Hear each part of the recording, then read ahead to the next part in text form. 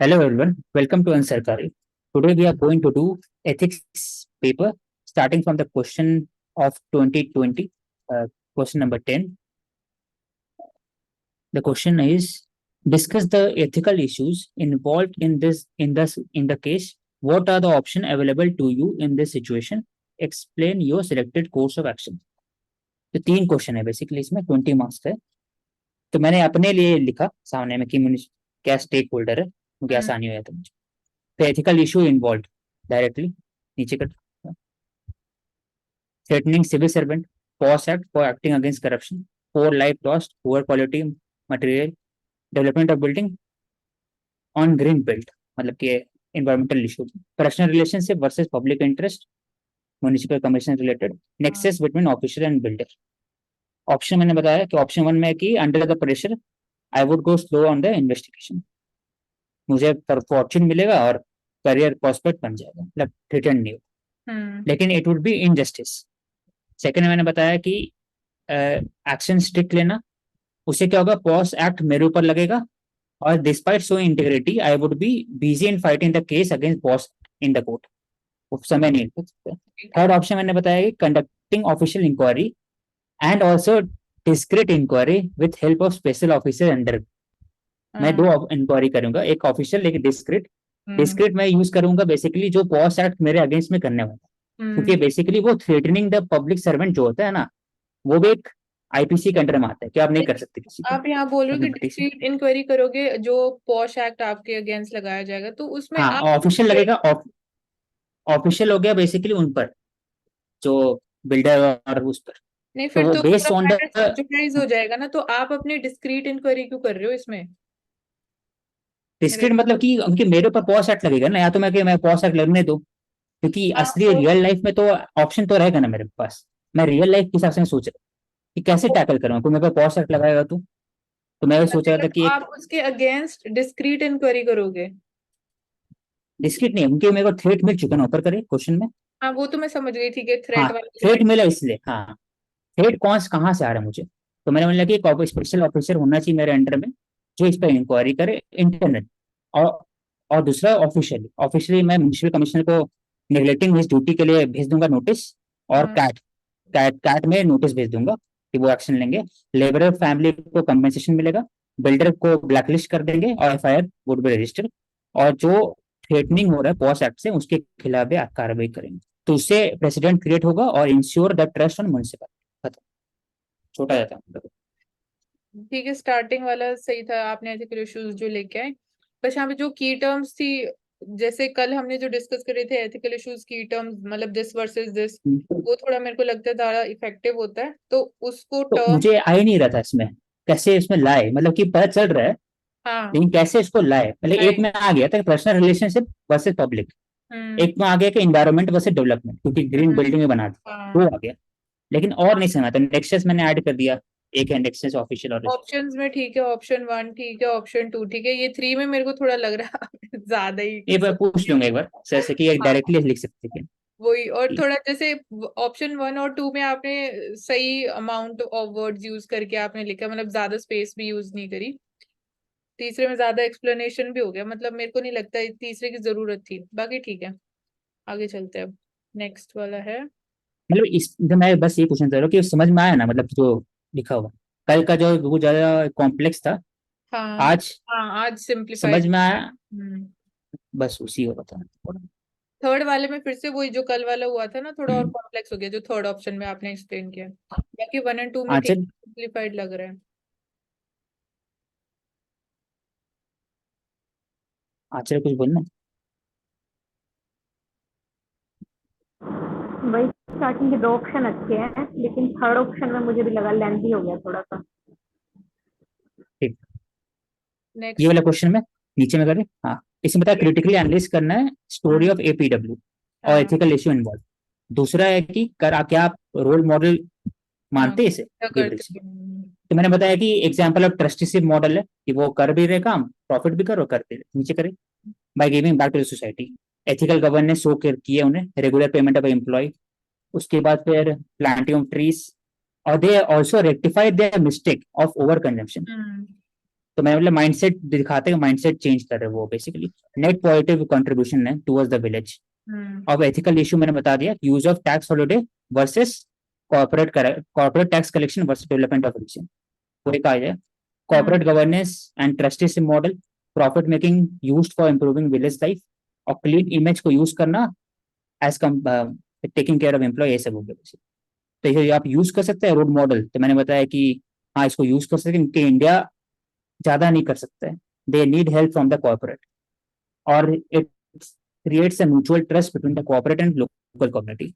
तो वैसे करके देखो यहाँ पे क्या ज्यादा गड़बड़ नहीं आ है, रहा। जो लास्ट वाला पोर्शन में आपने लिखा ना कि क्या आप इसको कंसिडर करते हो to be a role model और नॉट, तो आपको एक्सप्लेन करना था on the basis of case study की जो उसमें एलिमेंट्स आपको हाईलाइटेड लगे, जो भी पॉजिटिव एलिमेंट्स लगे, कि क्यों आप उनके बेसिस पे इसको रोल मॉडल कंसिडर करते हो। तो वो पॉइंट्स ना आपने यहाँ पे लिख दिए सारे, जो एनालिसिस वाले एरिया वाला पोर्शन आपने कवर किया, तो इसलिए उसको रिपीट नहीं कर सकते। तो मैंने यहाँ पे एनालिसिस वाला पोर्शन एक्सप्लेन नहीं किया, मतलब मैंने उसको एथिकल इश्यूज में ही लेके आई। और एथिकल इश्यूज में भी कुछ ऐसे पॉइंट्स है जो एथिकल इशू नहीं है, जैसे profit making is used for improving the village life, तो इसमें इशू क्या है, एथिकल इशू क्या है इसमें? ऐसे एथिकल इशू तो फिर है ही नहीं इसमें, बस दो ही है फिर इसमें। है जरूर है। हाँ मैंने मतलब है, ये ठीक है आप कॉन्फ्लिक्ट लग रहा है कहीं पे, ठीक है, कहीं पे वो सेंस नहीं बन रहा पॉइंट का। बाकी ये जो ये रोल मॉडल वाला भी मैंने बोला कि आपने तो ये बोल दिया थोड़ा ब्रॉडर पिक्चर, केस स्टडी के कॉन्टेक्स्ट में नहीं लिखा आपने कि क्यों आप इस मॉडल को ही क्यों कंसिडर करोगे एज अ रोल मॉडल, तो वो मिसिंग हो गया ना। ठीक ठीक।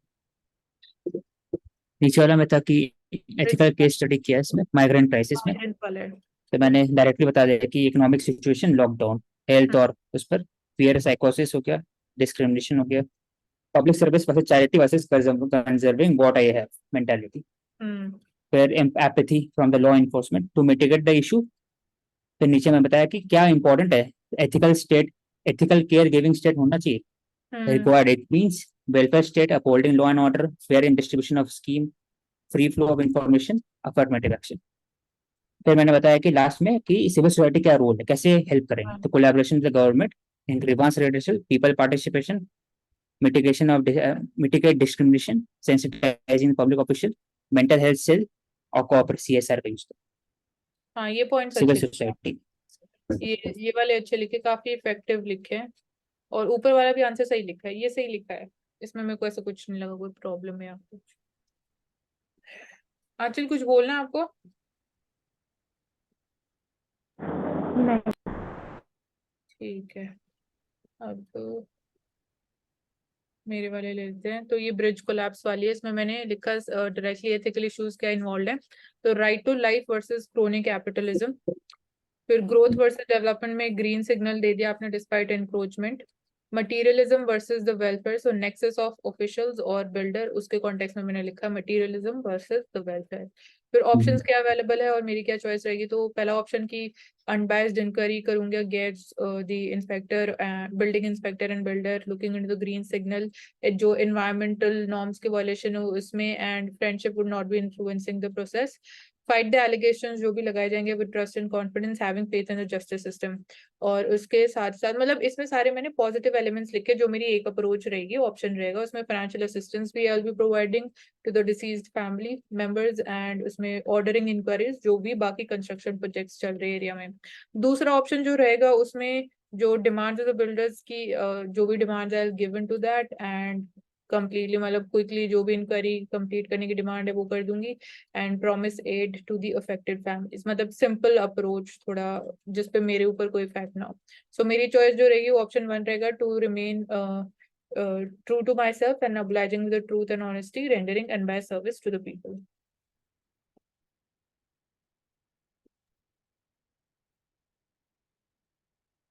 नीचे करेगा ऊपर सही है, वो पॉइंट से ना नीचे करे। यहाँ पर 1 2 3 4 लेते हैं ना, तो आइडिया हो जाता है, मतलब थोड़ा सा ऊपर कर। नहीं ये सेकंड ठीक है, फर्स्ट का मेरे को दिखना है। फर्स्ट वाले में बुलेट पॉइंट्स में लिख सकती थी मैं, हाँ क्योंकि हाँ, मतलब उसमें समझ में नहीं आ रहा मुझे कि हाँ हाँ काफी सारे एलिमेंट्स इसमें, स्टेक होल्डर्स काफी सारे, तो हाँ। इसलिए थोड़ा हाँ, हाँ उस तरीके से लिख सकती थी। आपकी चॉइस सिर्फ इतनी सी रहेगी? क्या इतनी सी रहेगी? लिखा है ना कि my choice would be to adhere to option 1 to remain true to my तो सेल्फ ऑप्शन 1 में मैंने obliging with सारा the truth। एक्सप्लेन कर दिया ना, इसलिए उसको मैंने फिर से रिपीट नहीं किया। नहीं, उसमें बस ये आपने मेंशन किया है ना कि मतलब आपके पास ऑप्शन क्या अवेलेबल है, मतलब थोड़ा मुझे ऐसा लग रहा है कि क्वेश्चन में कुछ और भी मांगा हुआ था। क्वेश्चन में ये मांगा हुआ था कि ऑप्शंस क्या क्या अवेलेबल हैं और अल्टीमेटली एंड में मेरी क्या चॉइस रहेगी। तो उसके साथ एंड में मैंने सिर्फ ये लिख दिया, मेरी चॉइस जो रहेगा ऑप्शन 1 रहेगा, वो क्यों रहेगा वो मैंने लिख दिया, मतलब रीजन दे दिया उसको इन शॉर्ट। ठीक है, मेरे वाले आंसर में देखेंगे मैंने क्या लिखा है। ठीक। ठीक है। ये इंडस्ट्री वाली केस स्टडी है, तो इसमें एथिकल इश्यूज जो है ग्रोथ वर्सेस डेवलपमेंट, क्योंकि इम्पैक्ट जो इंडस्ट्री का रहेगा हेल्थ और एनवायरनमेंट पे भी कहीं ना कहीं पोल्यूशन के फॉर्म में इम्पैक्ट रहेगा। दूसरा self interest versus the welfare of the workers, situation of lockdown जब हुई थी तब। Third selfless service versus profit making, so efficient utilisation of government services करी गई, CSR funds for betterment of life. दूसरा ऑप्शन था कि रोल मॉडल क्या आप इसको कंसिडर करते हो नहीं, और उसके लिए रीजन देना है। तो मैंने केस स्टडी में से जो एलिमेंट्स थे उसके बेसिस पे वी हैड टू डिसाइड कि क्या आप इसको रोल मॉडल कंसिडर करोगे कि नहीं। तो creation of environment of inclusivity किया गया, उस पर काम किया गया, मल्टी डिमेंशनल अप्रोच दिखाई दी through this model, abiding with the law with fire safety norms in place, and then you are further rectifying the usage of excess electricity. Last, fulfilling the true responsibility and showing humanity during lockdown. So all the aspects they point towards an ethical way of functioning of an industry, keeping the interest of workers at priority and keeping them motivated. So I consider it to be a role model for development. मतलब यहाँ पे analysis वाली जो चीज थी ना, मैंने उसको इतना एक्सप्लेन नहीं, क्योंकि फिर मेरे को लगा कि वो रेपिटेटिव हो जाएगा, क्योंकि जो रोल मॉडल वाली चीज आपको एक्सप्लेन करनी थी, तो इसलिए मैंने उसको एनालाइज नहीं किया, सेपरेटली एनालाइज नहीं किया। ऊपर से ही है, नीचे कर।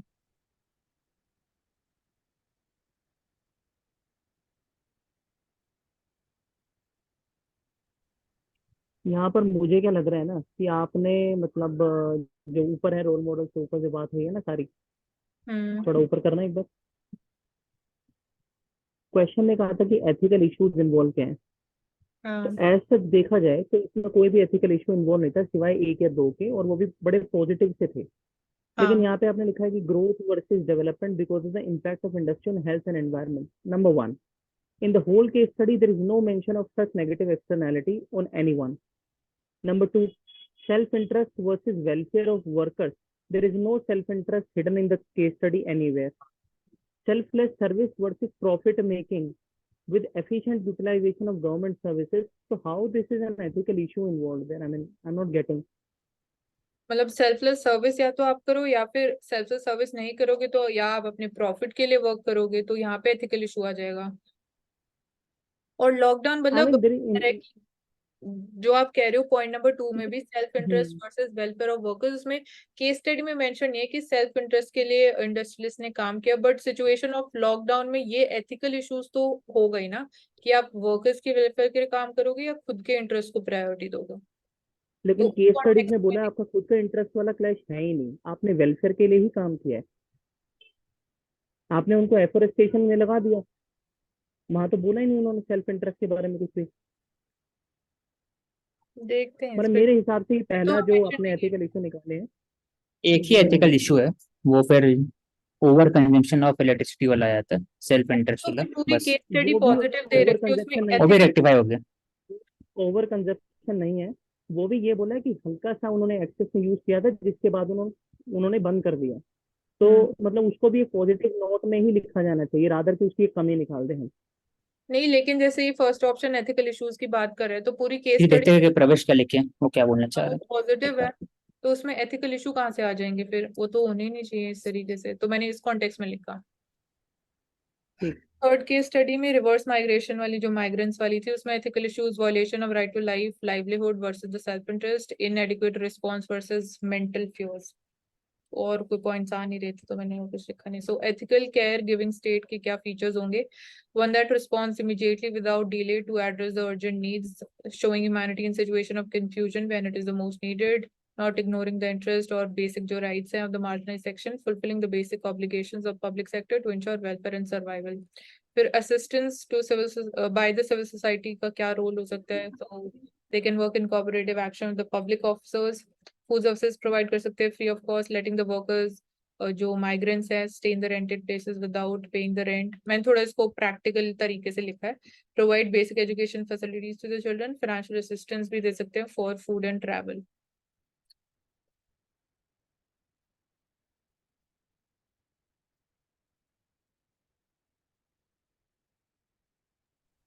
वेल आई वुड से कि जो O6 में लिखा है ना, मतलब आपने एथिकल इश्यूज सही कवर किए हैं, और जो थर्ड पार्ट है क्वेश्चन का वो अच्छे से डील किया है। लेकिन जो बी वाला है ना, मतलब आई पर्सनली बिलीव दैट ओशिक is written well answer in that, specially the B part. Second part ना, जी, बी पार्ट। औशिक आपको बोलना है? हाँ, मुझे वैसे लग रहा है पहला वाला एथिकल इशू में वही आ सकता है, health versus economical benefit. Lockdown करे तो हेल्थ बचाना है और साथ इकोनॉमिक बेनिफिट, एक पॉइंट उसका आ जाता है। फिर मेंटल फियर तो आ गया, एपैथी भी आ जाता है, एक डिस्क्रिमिनेशन एपैथी लिखा हुआ था उसमें सोसाइटी का, मतलब एथिकल वायलेशन राइट में आया था। हाँ ठीक है। एथिकल इश्यूज में मेरे को हाँ, ये वायलेशन। लगता है कि जरूरी नहीं है इसी फॉर्मेट में लिखना वर्सेस वाले में, पॉइंट में सिंपल पॉइंट भी आप एक्सप्लेन कर सकते हो। हाँ, एक तो मैंने लिखा था ना apathy from the public office, भी तो हाँ, एथिकल इशू में आ जाता है, और यही डिस्क्रिमिनेशन। इंपॉर्टेंट बात अभी मानते ही मुझे लगी कि जरूरी नहीं है वर्सेस में लिखना। सही वर्सेस बात में है। लिखना है, हाँ। इसलिए मैंने उसको जोड़ा नहीं था, मतलब क्योंकि डिफिकल्ट होता है वर्सेस में लिखना ना, हाँ उसमें फिर एक दो पॉइंट बार आता नहीं। कम ही, हाँ हाँ, कम ही आते हैं माइंड में।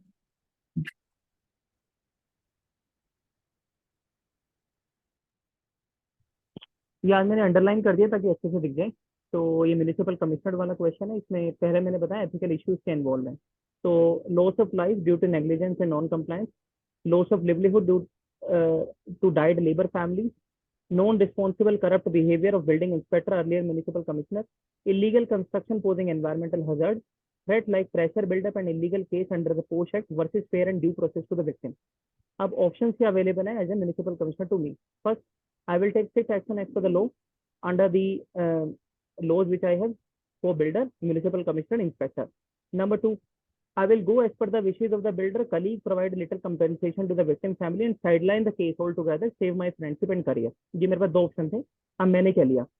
Being an honest public servant, I'll book the culprits जो मैंने नाम लिए under the provision of CRPC, IPC, violation of environmental impact assessment, and won't bow in front of political and peer pressure. Number two, I will provide relief to the victims, will make a data sheet of all, provide the monitoring compensation, medical attention, social security benefits like widow pension, labor pension. उसके बाद मैं ऐसा कोशिश करूंगा कि similar incident और कहीं पर ना हो, तो कंस्ट्रक्शन परमिट्स को ऑनलाइन कर दूंगा फॉर ट्रांसपेरेंसी, रूटीन इंस्पेक्शन खुद जाके करूंगा और मंथली रिपोर्ट मांगूंगा बीडीओ और एग्जीक्यूटिव इंजीनियर लाइक ऑफिसर से। और मेंटेन करने के लिए dignity and respect of my office and chair, I will stand firm on the basis of my ethics and my believe in the rule of law. ठीक है, सही लिखा, मेरे को तो ऐसा कोई प्रॉब्लम नहीं लग रही है।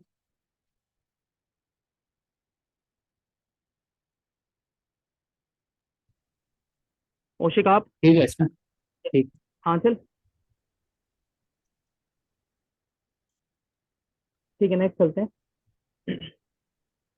अब यहाँ पे ये APW वाली कंपनी वाला था, तो मैंने लिखा है, क्योंकि ये पूछ रहा था कि मतलब क्या है, तो मैंने लिखा है APW is a prime example of ethical capitalism, running business in environmentally friendly manner, reaping the benefits of potential lies in the country's remotest areas, which is helping in sustainable wealth generation and reducing regional imbalances and inequality. तो सारी बड़ी बड़ी बातें जो उन्होंने पूछी थी question में कि APWD मतलब कैसे एथिकल काम कर रहा है, तो वो मैंने बता दिया। अब एथिकल इश्यूज क्या थे involve? Non fulfilment of human life because of issues like under development, realizing the potential of remote areas by government and private sector, social security and community development in a cooperative spirit, minute irregularities by responsible stakeholders of the society. तो जो minute irregularities electricity की चोरी वाली बात थी, वो इस तरीके से पॉजिटिवली लेकर गया। सोशल सिक्योरिटी और कम्युनिटी डेवलपमेंट यानी प्राइवेट सेक्टर सोशल सेक्टर दोनों आगे काम कर रहे कोऑपरेटिव स्पिरिट में, इस तरीके से एथिक्स से रिलेटेड है, मतलब कोऑपरेटिव स्पिरिट। और गवर्नमेंट और प्राइवेट सेक्टर रिमोट एरिया में जाके पोटेंशियल रियलाइज कर रही है लोगों का। तो these are the 4 ethical issues which I personally took from the case study in a positive manner. Then मैंने लिखा है कि I firmly believe in its potential of being a role model. क्या कैसे वो रोल मॉडल है? APW ने show किया risk taking behaviour first step इसने लिया है कॉर्पोरेट सेटअप करने का रिमोट एरिया में devoid of basic services on a positive spirit. Number two, proved that ethical and moral capitalism always win the hearts of public and administration. Its social recognition because of work like skilling, creating employment, investing in culture, recreation like renovation कर रहा है वो temples की, primary healthcare sector, school और ambulance service चला रहा है. All whether taking care attitude, not laying off workers during the lockdown, employing them in afforestation and improvement of village habitat. Social service and sustainable wealth generation principle will not only influence several other firms to adopt the same method, but will attract other firms to take the similar initiatives in such underdeveloped areas. So in the last, I will say that today we require such corporate role models to make smart villages and smart Bharat too. बढ़िया. ऊपर कर एक बार. Ethical visual issue अच्छा. को problem है. हाँ, ethical issue है. हाँ हाँ, सेकंड और ये थर्ड थोड़ा सा कॉम्प्लेक्स हो गया थोड़ा सा, मतलब नहीं कॉम्प्लेक्स. माइनर इरेगुलरिटी, मतलब जो मेरा ये डाउट है सेकंड और थर्ड ऑप्शन जो आपने लिखा है वो इशू कैसे हो गया, एथिकल इशू कैसे हो गया? वो तो आपने बेनिफिट की बात कर दी ना कि realising the potential of the remote हाँ एरियाज ठीक है, बाय मैं बताता हूँ. Government and private sector. तो ये इशू कैसे हुआ? एथिकल इश्यूज इन्वॉल्व क्या है, ये है कि realising the potential of remote area by government and private sector. मतलब किस तरीके से जो पोटेंशियल रिमोट एरियाज में है, किस तरीके से गवर्नमेंट और प्राइवेट सेक्टर उसको रियलाइज कर रहे हैं, मतलब उनकी जो पोटेंशियल को. तो एक एथिक्स ही है ना, मतलब एथिक्स कैसे एक है? पॉजिटिव वैल्यू ही है. नहीं है, नहीं. एथिक्स सेकंड वाला नहीं बस में. वो GS2 का आंसर हो गया basically. Development in the corporate spirit. ठीक. थर्ड वाला भी नहीं लगा. पोटेंशियल बाकी तो नहीं. ठीक है. चलो बाकी बहुत बढ़िया है. रिस्क टेकिंग बिहेवियर है ना, उसी से मार्क्स फ्री. हाँ पहला पॉइंट हाँ रिस्क टेकिंग. काफी इफेक्टिव है. मतलब इसमें प्रॉपर क्रोनोलॉजी दिखाई दे रही है. नीचे का रिस्क. अब ये वाला क्वेश्चन है माइग्रेंट वर्कर्स का. तो इसमें बताया कि एथिकल इश्यूज जो है वो कैसे अरोज हैं. तो मैंने बताया कि loss of livelihood and challenge to pay living cost to themselves and their family. Migrants के पास, मतलब हर किसी के मैंने एथिकल इशू बताए. माइग्रेंट वर्कर के पास ये चैलेंज है, एथिकल इशू उनका ये है. दूसरा, mental stigma of losing life due to rising infection rate. और तीसरा, ये एडमिनिस्ट्रेशन के लिए एथिकल इशू है कि प्रॉपर ट्रांसपोर्ट और फूड अरेंजमेंट करे, ताकि by risking the life of personal and crowded migrants, उनको बसों में लेकर जाना है, पर्सनल भी लगाने हैं, तो सबके लिए रिस्क है. तो ये 3 एथिकल इश्यूज मुझे दिखाई दिए. अब बोल रहे हैं कि what do you understand by ethical care giving state. तो मुझे लगता है यहाँ पर उससे ज्यादा सही है, फिर भी पढ़ देता हूँ. ये ऐसा स्टेट होता है जो पीपल सेंट्रिक गवर्नेंस करे बॉटम अप अप्रोच पे, सिटीजन को एक ऑब्जेक्ट ना माने, कलेक्टिव विजडम माने और जस्टिफाई करवाए अपनी गवर्नेंस को. तो स्टेट जो ethical values like honesty, rule of law, equality, justice के बेसिस पे काम करे, वो एक एथिकल केयर गिविंग स्टेट होता है, मैंने बताया. फिर इसमें बोला कि what assistant can the civil society render to mitigate the suffering of migrants. तो मैंने थोड़ा फ्लो चार्ट के रूप में बताया important stakeholders of civil society, मैंने बांट दिया. कॉमन मैन, तो ये क्या कर सकते हैं, रूल्स एंड रेगुलेशंस को ढंग से फॉलो करे ताकि एडमिन जो है इनके ऊपर काम ना करे, माइग्रेंट्स की सफरिंग को प्रॉपर्ली डील करे. रिलीजियस इंस्टीट्यूशन क्या कर सकते हैं, मोरल सपोर्ट दीजिए, रिलीजियस इंपैथी दीजिए, ताकि जिन लोगों की जाने गई है उन लोगों को आप एक पॉजिटिव स्पिरिट प्रदान कर सके.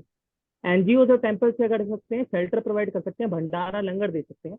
मीडिया क्या कर सकती है कि फ्लाइट ऑफ माइग्रेंट जो उसको लाइमलाइट में लाए ताकि एडमिन जल्दी से एक्शन ले. कॉर्पोरेट हाउसेज डोनेट कर सकते हैं अमाउंट सोशल सर्विस के लिए ताकि बेसिक एसेंशियल चीजों की पूर्ति हो सके. और in the last, with all the efforts the migrant suffering could be minimised to a large extent. बस. ये रोल ऑफ सिविल सोसाइटी जो लिखा है काफी अच्छा लिखा है. मतलब ये डिवाइड की जो सब हेडिंग्स, इससे काफी इफेक्टिव हो गया. बाकी ये एथिकल स्टेट वाला ये औशिक ने काफी अच्छा लिखा था. और ठीक है, ऊपर में जो लिखा हुआ है ना, ये जो माइग्रेंट क्राइसिस का एथिकल इशू क्या है, तो सी जो पॉइंट है ना वो नहीं आएगा इसमें. वो प्रॉब्लम्स है, एथिकल इशू नहीं है ना बेसिकली. एथिक्स आना चाहिए ना उसमें, एथिकल इशू. हाँ, क्या बोले कि प्रॉब्लम है. हाँ, प्रॉब्लम तो है, पैसे का प्रॉब्लम है इसमें, बाकी सब एथिकल इशू है ना. एथिकल इशू बोलते हैं.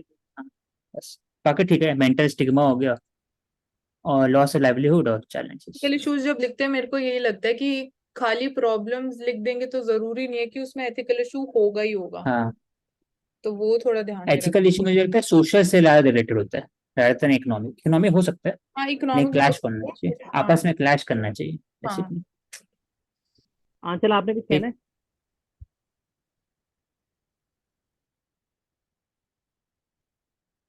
चलिए ठीक है, फिर करते हैं वाइंड अप. ठीक है,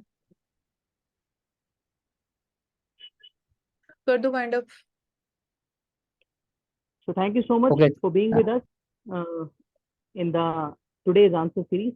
We'll meet tomorrow with the same time with different questions. So stay with us. Thank you so much.